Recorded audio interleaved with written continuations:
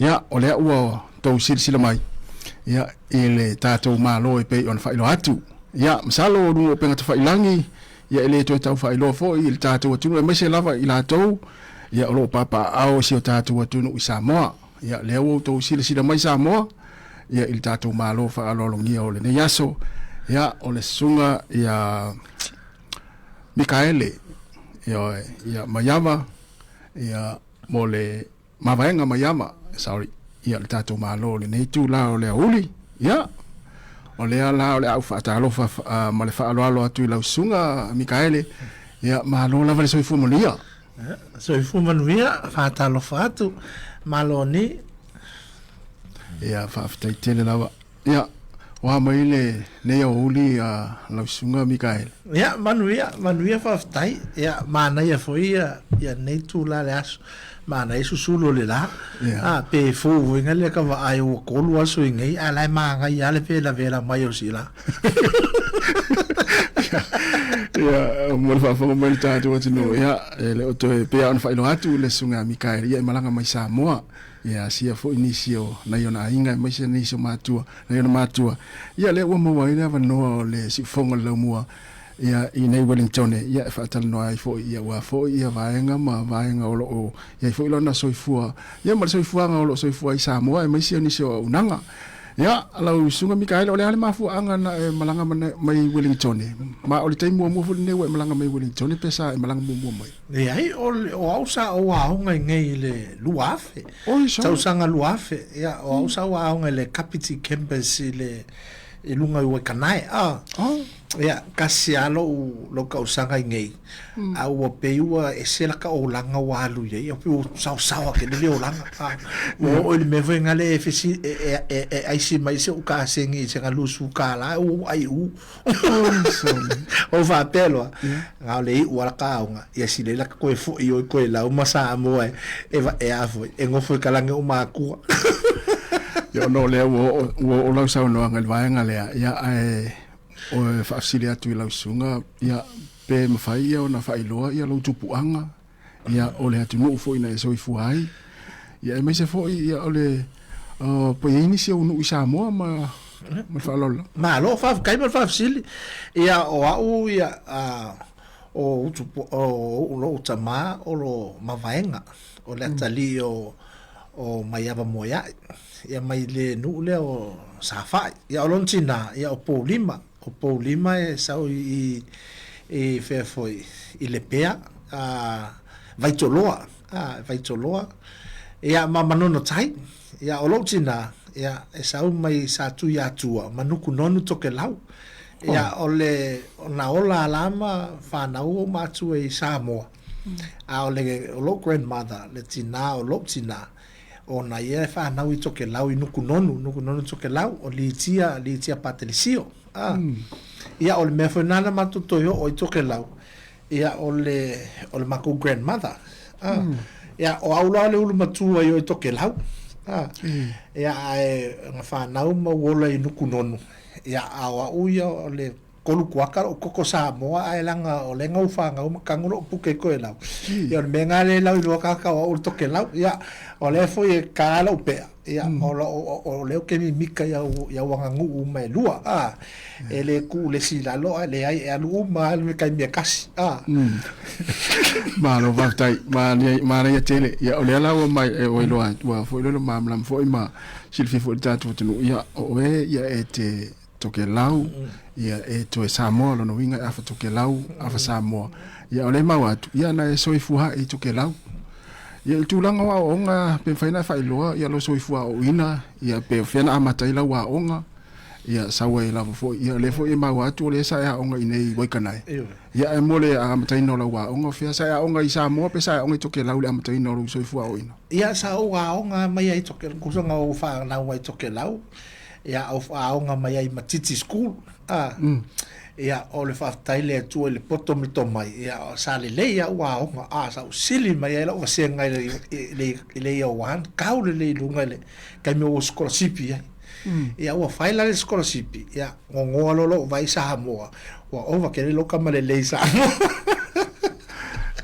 Ia nga uma lo scholarship Samoa College, ia uma Samoa College o whawau le USAP, sa o fia avea ma formai. Ia e uma I for kama fa formai, au formai masingi.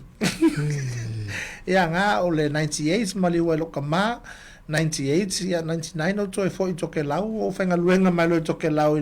le health department. Ia o saulo I ngai New Zealand. Ia wa makanga kusanga o whenga luenga e ka penga o malanga o ke alu e faila o fa forma I fiki le MBPS. Ia la kule forma I ngai o Dr. Peter Airem. E pokola e fai ngai meo computer. Kusanga kasi alfa singonga mai ngai forma I le masingi computer o fai ko kelonga. O ule o fie forma I me fai ko computer. Ia ngala o whenga lue o saulo whenga lue ngai lunga I le Total Peripheral Group TPG o Kilangi. Ia e maua ise o taiminga le iwa lima. O I le 1999 o taiminga whakoa fōu ia masingi koe lau. E kaule I loa kangaka ia masingi. Ia nga saula e awa ina I le TPG o la koole vaenga sa palai akunga masingi koe lau. O saulo la attach ngai. Ia e maua se mana malama e whainga o service inga masingi koe lau. Ia uma nga o ralu koe lau whai lau service au whapea a o le anu e whai sau certificate. E le loa iau pe whawhenga o provinga o au ke poko mea kau computer o au ia nga walu whawhomai. Ia ngā rango koe liu mai lo 2000. O sau loa au ngai ngai fiti leia Polytech. Ia maua alo lau whau unga I le end of 2000 o koe fo I koe lau. A maka mea lo o langa whenga luenga I maa lo. I le Modern House o Tokelau, wha solo mai ia o whainga luenga I le SPREP, ia le South Pacific Regional Environment Program. Ia uma ngā whaasara laule avangoa o le United Nations Development Program Multi-Country Office Samoa, o le manager o le mekau IT. Ia o palai ai o laku, whamanguia o le akua maua ia o le kulanga ngā o wha ia le mekau IT. Ia ro langa koalanga I le 2002 fa solo I le 2010 sa ngali UNDP ia o mali UNDP angile o ia kupule tsunami ia walu lofo soangi o fai maku nga tau fu beach fale ko rebuilding o tau fu ia inga for 2010 ia mau ko fo ilo ko era 2011 ia ko fo I o fai melo ki nga ko fo ia o lo ki nga ele kai a fai mai se sio maku I le mea lu ai a o la ko asia ko fai mai ko fo ia ku e kausi ngai ia ko fo ilo 2011 ia ko e saulo sa mo fa manguie le singa luenga nga e va I la ku compound le la a makai o fa koanga ia fa o fa koanga sa mo ia o manga ia o kamingai o le o faile pisingisi malo kolu ia ma fai fa koanga o le o simple farmer man ka malo malo mana ia tele e mai tau atu e tele vaenga sa o ina ia no sunga Mikaele ia mfa manuina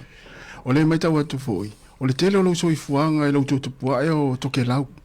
e oi le fua ta ua ia le tele a onga ma vaenga sa ia o ina ia pe o le na mana o asi o tu a toi fo ia tu Tokelau ia ona o tulanga ia mo le tausinga o le ai e o ielo ai ia mo tangata foi e tausimatua ia a tausimatua le tangata e whaamuriai foi le atu I foi lele ia le la meta watu ia tele to mai o lausunga Mikaele pe ona ai pe o le ua e a nga il tulanga I mea tau whaatoanga ia le la pe ona ili ni taimi ua le meta watu foi sa mana ia foi ngā luenga sa inga lue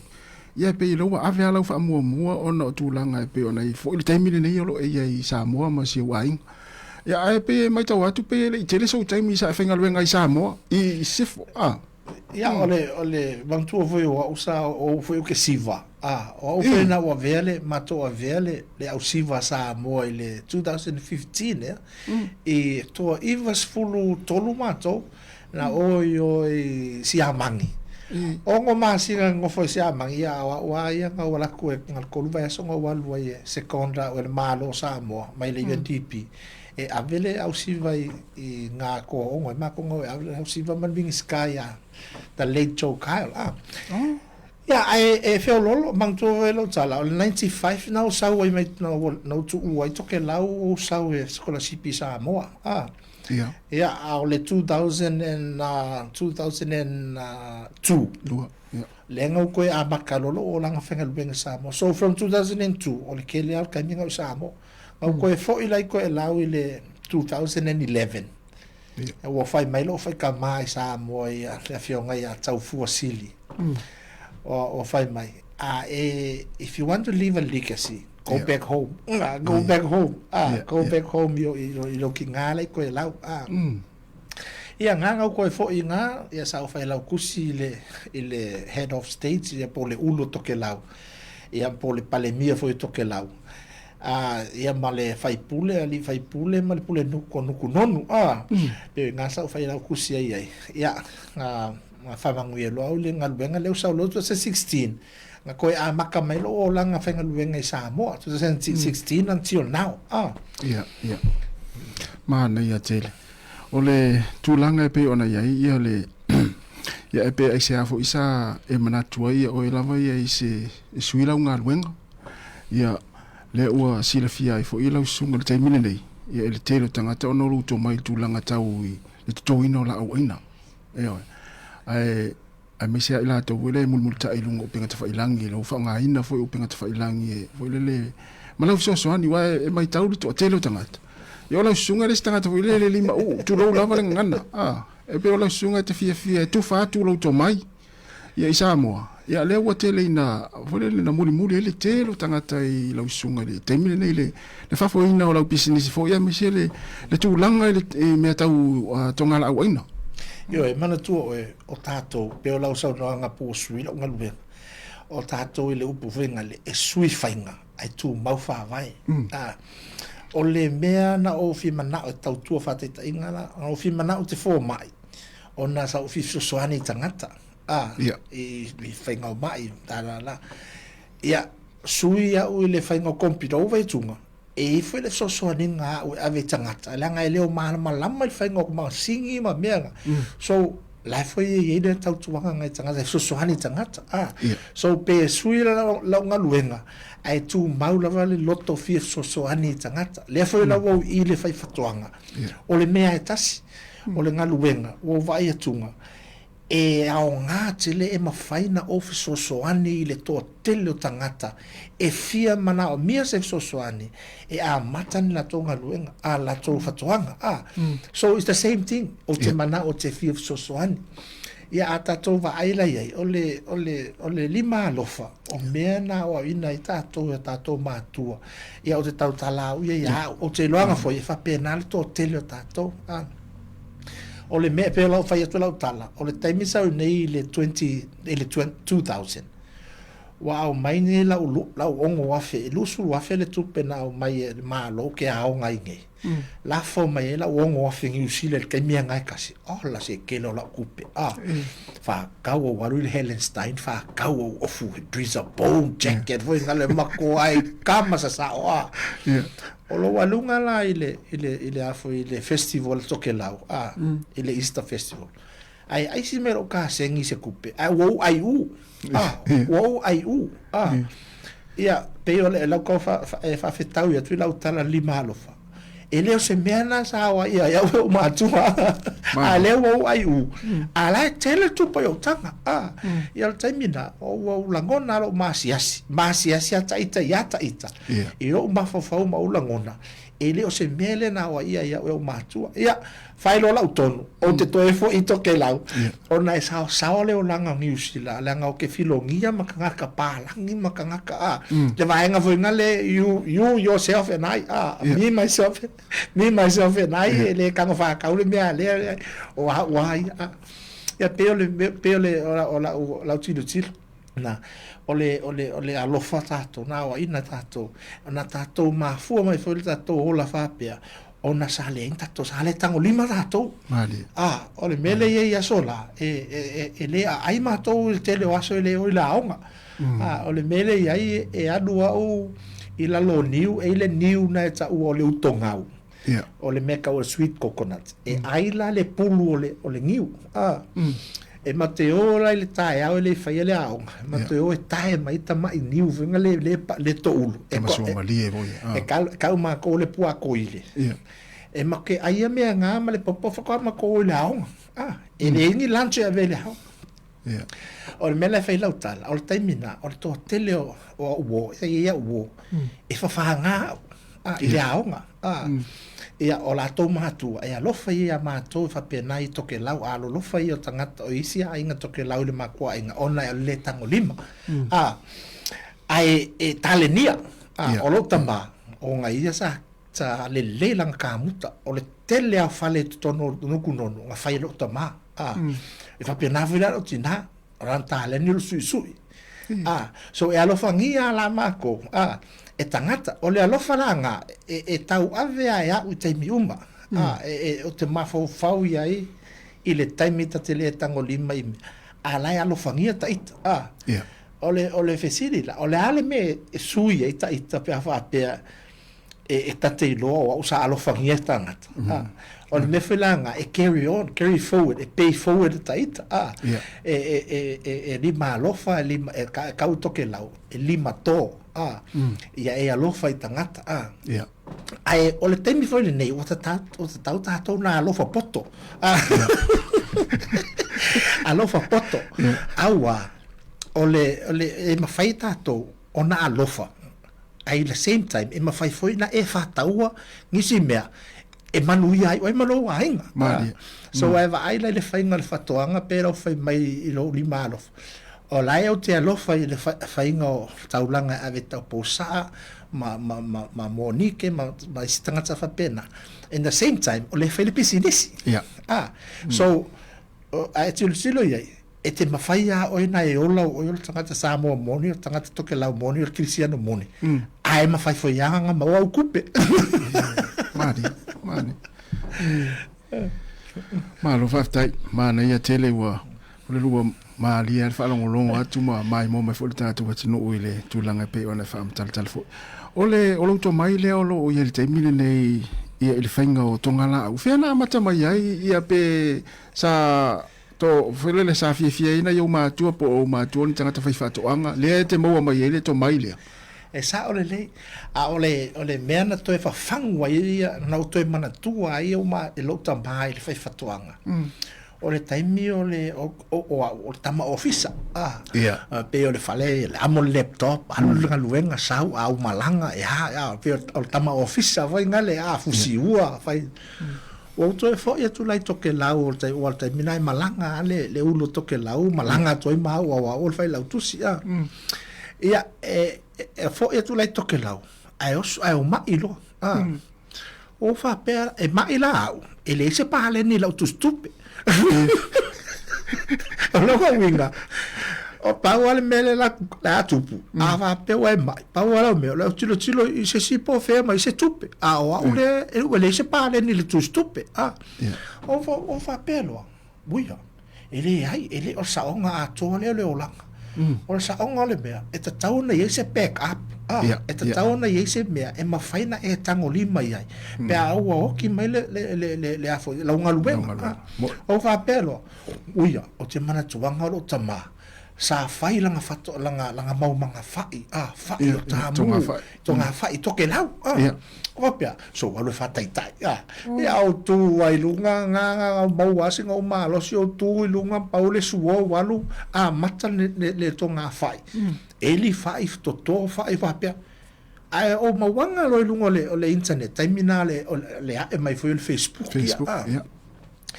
o ke Facebook na taiminga ai o tau lo le page ma fonga page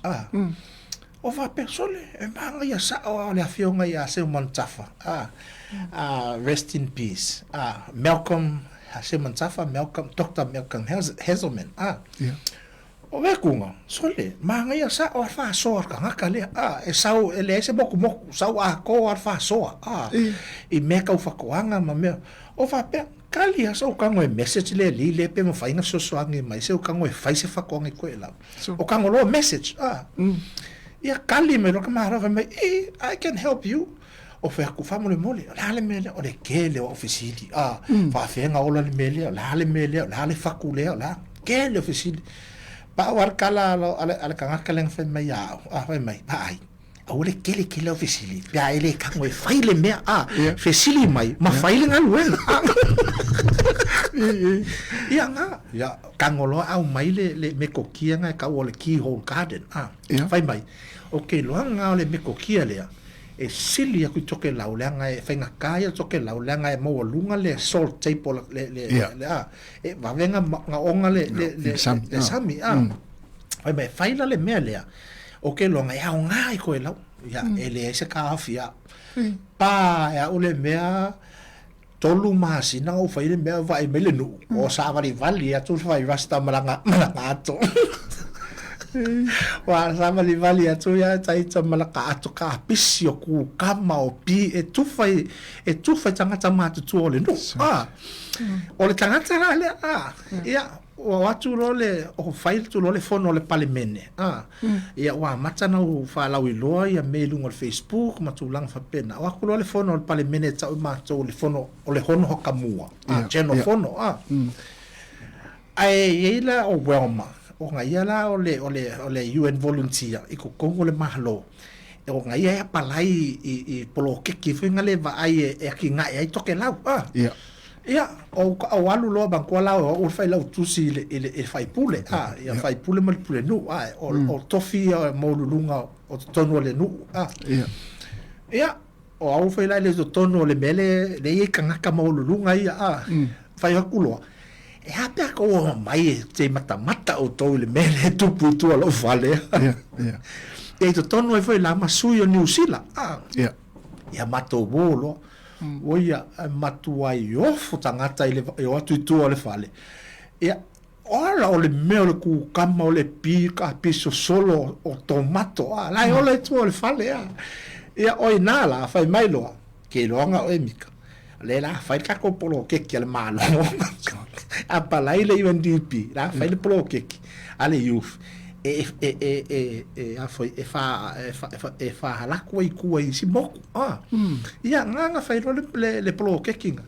o le mela ka male la ukala o fai le polo ke ki fai mai lo ke sau Sāmoa mo ke fongo la marka nga kale late Dr. Heselman Sāmoan tafa o fai le mafongo au fesili lo ia o fair wa o ka o mele last name palangi wo ia e ta o mai le tina o ngaia e uso lo ngatina e ta o mele tina o le uso o le grandmother wa o le uso o lo grandmother e le kinga lo kama o fa pa sole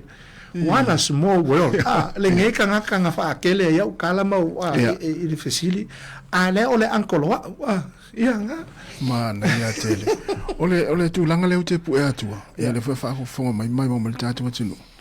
o lo vanga fo le o lo le no fo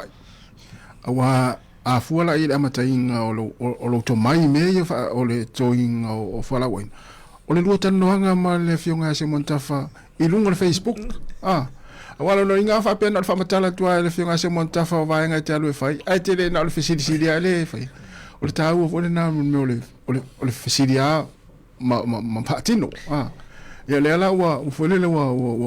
fa te ia fo ia le tou a moto o nukunono ia ile amataina la pisinisi a me se tonga la wa ina i tuina ia ona o tu la fa pena e te taua ona fesili ma fai ai a facility na facility ngata dingol ngata le sa no o le si o isi me e me tutupu e fa so ina i pe lo fia tautua ma lo fia to ina me e foi le mena tu o le mai na le fale ma o le o le taimi fo ngale ona to taimi a o tangile o fai mai pa wale me le te fia tau ma fai o le ko kamai to tono fa to nga mika ai mana toi o me e fa pele taita vengale ona o ele maua to tono le no ele maua tele na wa malo uncle sai e fa toanga taimi na ia sa ole fe au ia pole ara la ta fa pele o talangona ole e mana o mai ai tangata ia le o ai te bila no to taimi ai fia ai ku kamale talo fa ia male mena e sa ole le o tato e pe mama fu ngale fesili ona le fapea fa palangi fa me pe stupid la ka question pe fa vale la ka fesili le me wo fo i mai ele ai se fesili pe ele se fesili fa vale ai se ona le mafuanga te fesili ona e te le loa fua la ile tangata le ke fesili pe malama ngai pe lava lona no sai pe lava lona tofa e mafai ona koleni e ngai mafa o me foi lana le o ia o kusa o le coaching o mala o mentor o mea uma lenga nga coach ia mo mentor ia e lo ankolia o mea uma na le te toi faia o le te toi fa so ai a fesili mai la tangata fa mai le fa pe se fa mo le lo fionga te u fa pe o le fesili fa valea pa wala utali e hala na e fesili o lo fi malama au e te popole o le ala fesili e fa pe na la au isi tangata e fesili tu lo ave ko fa le fa mai sa ngai fa valea lo fesili ona toile fi fesili ile tangata le mena le ngala utala e fua ile fa ya e fua ile tangata le fesili mai ai ile fa so ina le tomai ia male wala italia ile fesili ia mafai ai ona fesili le tangata awa le pelo a fesili mai la ka lo ma kwa le fe kau ia le fesili i lo ma fau ia nga osoro ale lava la ka ngosa ia o ko nga menga sa o le mo kwai fa valea ma ia tele le tulanga yo na upaua o fe tau le tangata le na fesili io ia le foto ai lo muli ane pe o le sauno o lo anko o lo inga e elfe so ta inga o lo nau le fatoanga ia male taleni le ai lo anko le ia o fe tau yana tangata le tal no ia e pe ona e ma ia tele botele au matua saputu mo ia fesili lo ma fa lo sunga mika ia ole fa so le pe ona ole ma ia o la le la fa la sauno anga ma le fa ma ole lima ola ole o fena le mafuanga wa e fa ingoa ai ia le la wa unanga le lima ola ole lima ola o se upu finga le wa leva tate tauta lai lo ta mafau e tutu sa male upu lea o le tangi i lima ai e pei ke lea ku le lima ola le reach le lima ola pe ole mena le sa ia ilo mafau o me uma e tatou te manu iai e sau yo tatou lima pe ole to tele na o tatou o me te tango iai e manu iai oi ma e oti e fui o le winga la o le lima ola la awa sa ye kulupu sa ta o le keyhole garden group pe ye specific fo ngale nga o le wanga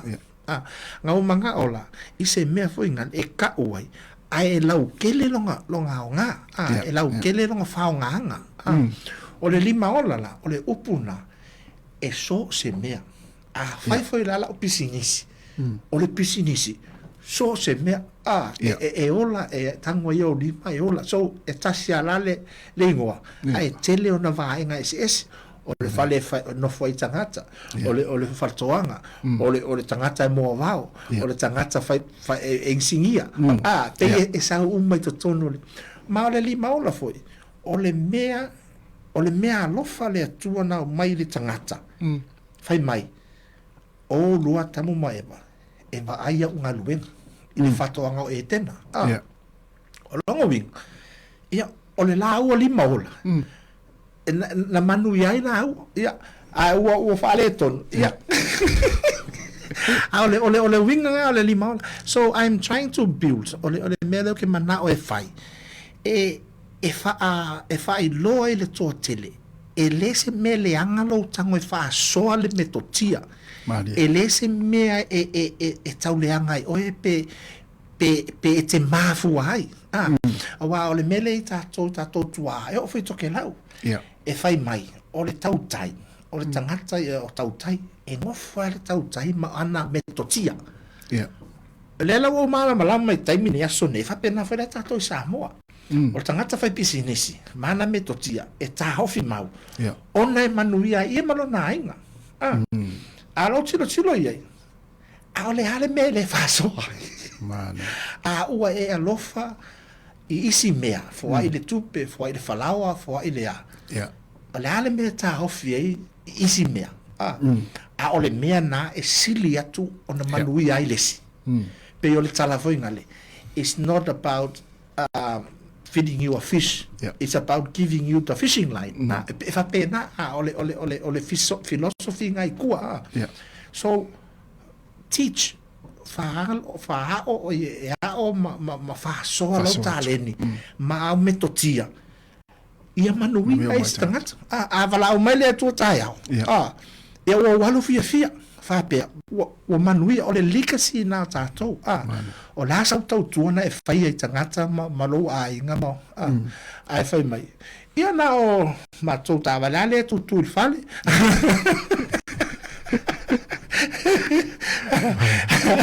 ai e tau na tatou fa so ai vai foi la ye o ma o tangata fai business ai o te halo e promote si business ona va ai e te lele pai, e te lele keke i Sāmoa. E kofu maka ngaka male fasi keke. E le kai umar, e le kai umar whao ngāle keke le iai kai ninge. So, o le hale mela o le sosoani e promote ona lea o te fia i le lātou product. Le hale mela la wha pia so ma fau. Le ai, o te anu e promote le perka le wha, ngale langa le ina o perka. Le hale mela wha pia na ale wa e fia. I o waia vai nga ma fofonga.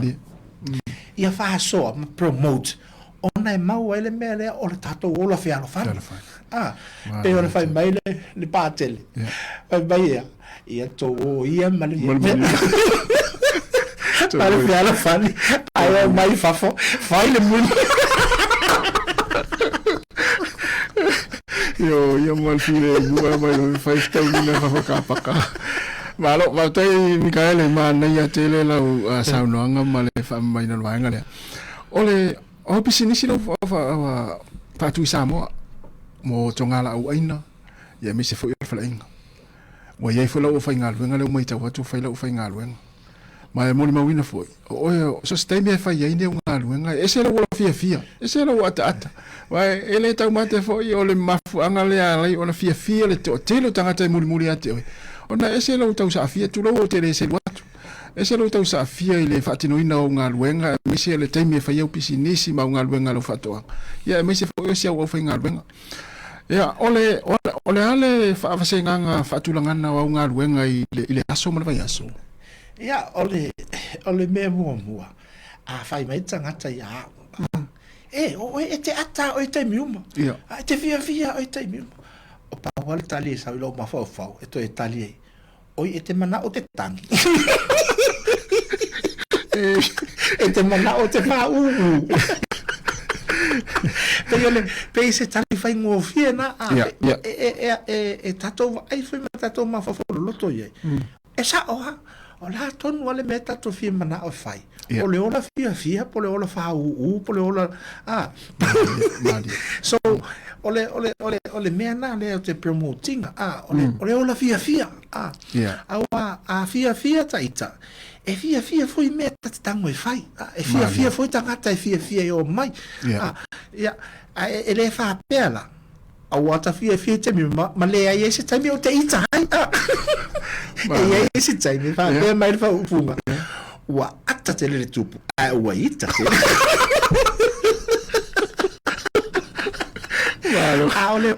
ole mele ai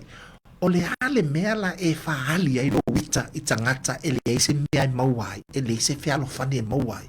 a ua e ita tapela ke ma e ita tapela ke ma ita a te alo ita lunga ole Facebook a ua e attract mai ai isi tangata ola e feitai na amata le ona fai le vevesinga a ua le ese ola fia so ya ua ya tu wata ita ya wala va mamro to no tala no meta wita malata fana ai e fa so me te fia ai a wa le mena ole mena e ma fai ona ola fia tanga tam fa so so o isi tanga tai fa pe au te le ita man le ai a ole mele to ma fai ai ia tatu i loa e fa sole fia fa sole manuia fa sole le me manino ai me mana ia te o e sa wa una nga vele le te sosoani nei tangata o tatu tunu o e fia mana o miele sosoani tu langa le faingo tonga la uaina io a fele o fe tu le luva e so taluai wa umana walo le sitala la pisinisi e lalo lima ola e lalo lima ola so le la wa uma faina o avele o nanga ia male to ma fo fa pea o ia ele se pisinisi o le o finally o faile pisinisi excuse me uma faina na faia o le o nanga foi ele fa pela o le pisinisi uma faina o nanga o le pisinisi o legalize ile mele wa ka tax ka ngo vai fa nga legalize le me ia o le o nanga ia o leva na faia o leva na faia o nanga o le loto ta ma fai o le fia mala o aonga primary school o lunga papauta o lunga i fale la tai primary school tele tangata o so o savai manono is u polu to tele wa avela o nanga le so ani e faile e fatoanga a fa pela termine o fa business a fa pe on bela le a fa pe le ka fatia tangata e to tongile lo type o te o le fai fu ya o lunga le messenger ya o ma sala no anga fai fa sino yele fai nga wal e o foi o sa lunga tava le fc le mel tangata fa mole o le ale fai nga le mele fa ya ula ia o tai milana e tari lo ia ia o fai nga le mea bla bla bla ia o nanga ngai ave fu tangata ia ma fai e ona sosoani a fa pela o fai mel tangata e ma fai na e sau e fai le fatoanga ia le foi la ele o nanga na ana ia te ia le fa fonga mel tatu o tunu ia pe o a misela la tolo o mam papa au Sāmoa ile sa nanga sunga Mikaele ia mana mil sosoani ia ai ole telo taimi e mai tawina lava e foi le sele ia utau mo fainga a misela va u fatoanga fa la waina e telina mai tau foi telina ia ngale lei ia inicio tangata misela va no foanga foi le na tangata pe ona ia tamita isa si mfai ona e o ngale a ole pe au sala no foi ato o mena o ina itato ole it's part of who we are to give pe foi no fa so we can still give and still making money so ole meana ele mfana ve se ngata ia ele meana ole lima lofa ia ole si tu langa ia ole fanua le matei ai e afa ekale matei ai o patino ia mau mapela e ila le lua e ka talani o maua o le lua e kanga e belongs to tauposa matutua le SMS el tau ngole le sabalano o vai moso ma vai loa ato e ona ia na fai atu loa la tau sanga ia a pe o mai le tau fanua sei o tango e fanga i o le fanua ia ai avatu ia tau sia tu o toi vai soma o ani wala ai na la le fai o talo o ani mea e poli atu tau sia o toi vai soma ia o le mato mari lienga la na o ele fai le mele sa fai ai o mo sa fai o mo sa ave fu me o me Tokelauan sa ave so se mea so o ma fonga le wa o mea o tau te faia it's a guide ka ko e fa tonu le tatu fulao ile alofa o le fa alo ia ma mea na o le nganu ma fa kalesia ia o mea na ia e te to anga ave mea ia tangata ia awa ele ilo oi profesa oi manuia malo fafta ia ele pelo la usa noanga ia o te masalo foi ia le foi mai mo mel tatu tunu ma foi na le ona i manuia o tau fainga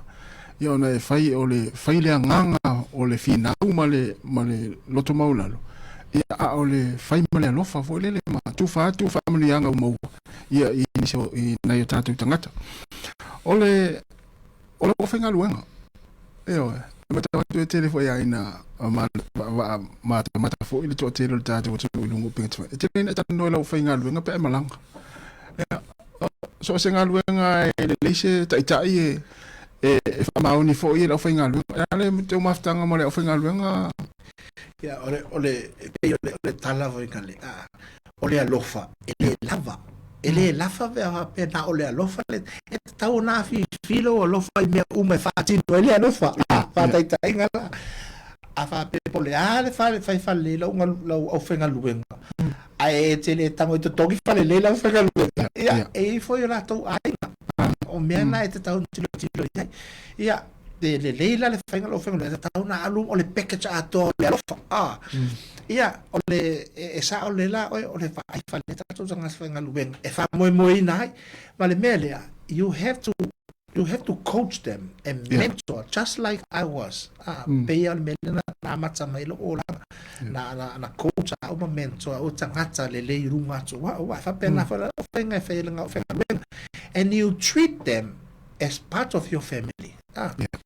in a sense ole tautua e tau ona le volo uma tangata ele volo uma tangata ele ai tangata ilunga ele se tangata ila pe ole tangata la tipiang yangi pole tangata le to mili pole tangata le asua le compost e tu le tautua everybody is the same ilunga tona ia o mena ele sopoia e tangata ona ele chain of command ole mea ia ka service e tau na e treating everybody the same me and the workers same level same level ya atala no foi lá o lá mala to de mele tala no tu atala no mai o lá foi mala de mele tala no mai so po fe ala e te malanga ia a lai wai lo o lá no fo mala ele meta una fai ia o lá tala na fai e lua me tu pe auto e foi mai o le si o le tongi po le tuli awa ele la pale mele nga fai ai ole lo foi kan kai ole lo foi kan kai wa ele lava nga e ka kaunga a ko le package ole lo fa mala ya tele Mikaele Mavaega le ya ole mala ole tau tu ole mala ulanga ole foringa mai ole umo wainga duenga na isi o tatu tangata e fisoso ni fo ila to e mole fa malo e lo so fo io ne wa msalo e o tele ona tangata fo le sulu atu ila sunga e pe mo se nga duenga se e fa nga duenga io wa ole afu ole ofenga luenga pe o fa yato ole tautua fo ia e te mana e tautua ile to tele o tangata e mafainga o ile tautua ia po ole tangata fainga luenga le to tasi o le fainga luenga o tangata le to tasi o manuia bawenga ia o manuia fa so yo na matua yo na tu fa fina yo nga uso o na antis mo anko so o le treating o tangata le ele na o tangata le it's a treating you are treating a whole family with respect and honor if I falele o le me foi na o asola o lo vavi ana wita pe vavi te tu lo lova palau vale termine le ai ma se fa longo o bato staff o te palau vale se e ai fa longo foi il mato staff termine e fa mole e fa fetai so se me ai fa longo ala tu e fa some of tang ai fa longo tu le muka fa me ala chef kama si mangale pasi me fa mole le ka fa mole o so você si kuanga le fa mole e anu le upo fa mole ya ma lo fa tai e mai sa fa mole because you want to treat them as part of the family in the sense o le tautua o le tautua not much o kamao o king no in a sense ile tautua o peina o le tautua to tono le ainga o le me foi na fa ia fa sala unga stu savanoa ele ese paua le upe fa longo a wai lo tausi lo ainga a wai o ese tausi matua e lo ustai mai lo o le ngaluenga le oe ona le mele is to do with service o le tautua ale ia la ia o me ia e mai mauro taimi Mali. e langa e tele tautua te tonu ro ainga e te sau fela e tele via tautua e langa o pisinisi ale ainga Mali. so e fainga tai ona o le me o le lavalo no sai o tangata o le pule o le whakaluenga o le ona lavalo no sai e tu avanoa mala tuaianga ia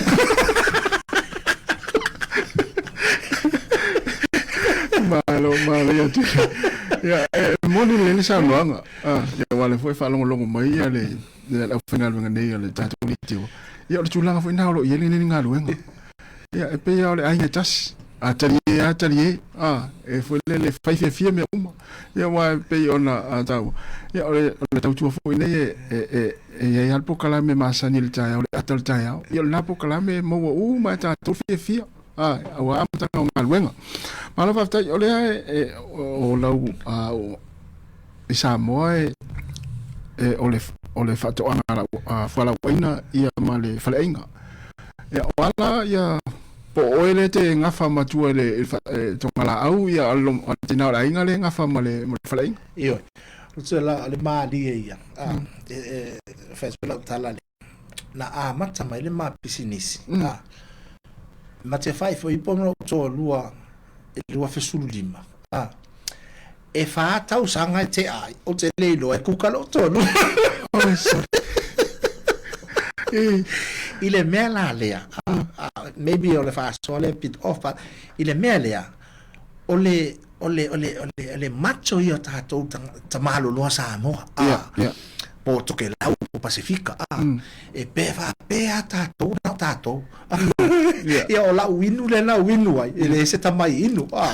ole malolo ulu le sa malo ele se tamai malo mani ia o fane tausanga ia ai vili so to sauro lo to nei ai fai melo tu fin ma tu ale le ia ri kukano to lua fa e ala o kala ale le ku ka lo ko fa buia o ke le lo ku ka ko kali mai nga so la ku ka ni fa na wai lo matali lo na lu so taste le ku buia o ke taste ku le ko sa ngi usi la o fa ko lo ko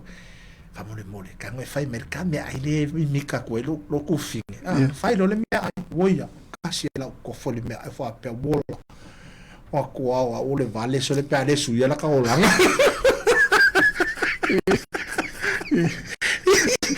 ya makoko lo Samoa